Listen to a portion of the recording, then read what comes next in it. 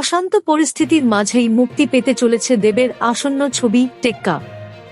আরজিকর কাণ্ডের প্রতিবাদে প্রতিদিনই কোনো না কোনো কর্মসূচি পালিত হচ্ছে শহর কলকাতায়। তিলোত্তমার সঙ্গে ঘটে যাওয়া নৃশংস ঘটনার বিরুদ্ধে তীব্র প্রতিবাদে সামিল সমগ্র বাংলা। ন্যায় বিচারের দাবির মাঝেই বয়কট সংস্কৃতিও হয়ে উঠছে জোরালো। পুজোয় আসন্ন বেশ কিছু অভিনেতা অভিনেত্রীর ছবি বয়কটের ডাক উঠছে। এর মধ্যে রয়েছে দেবের ছবি টেক্কাও। দেব, রুক্মিণী ছাড়াও এই ছবিতে অন্যতম চরিত্রে রয়েছেন স্বস্তিকা মুখোপাধ্যায়। কিছুদিন আগেই টেক্কায় নিজের লুক শেয়ার করে ছবির প্রচার করায় তুমুল সমালোচনার মুখে পড়েছিলেন তিনি। তার ছবি বয়কটের ডাকও দেওয়া হয়েছিল।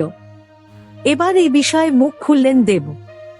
তাঁর কথায়, এই রাজ্য বা দেশে আরজিকর এর মতো ঘটনা আবার ঘটুক এমনটা কেউ চায় না।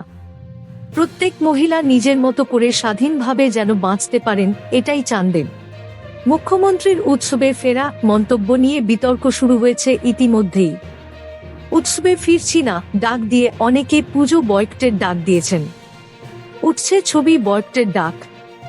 এ প্রসঙ্গে দেব বলেন, মানুষকে একত্রিত করে রাখার জন্যই উৎসব। মানুষের মনে যদি প্রতিবাদ থাকে সেটাও উৎসবের মাধ্যমেই পরস্পরের সঙ্গে ভাগ করে নেওয়া যায়। উৎসব মানে তো কাউকে প্রতিবাদ করা থেকে আটকানো হচ্ছে না।